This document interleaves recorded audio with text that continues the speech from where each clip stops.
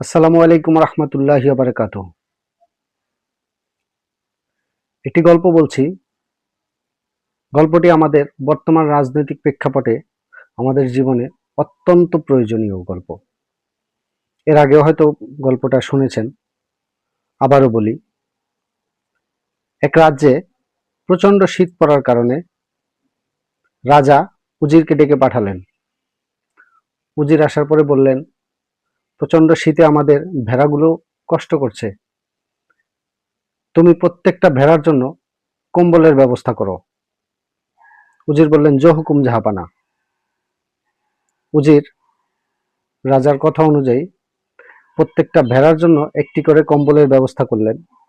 কিন্তু সে কম্বল গায়ে দিতে গিয়ে দেখা গেল একটা ভেড়ার গায়েও লোম নেই, কারণ লোম দিয়েই কম্বল বানানো হয়েছে। তাহলে এখানে ভেড়ার উপকার করলেন না ক্ষতি করলেন?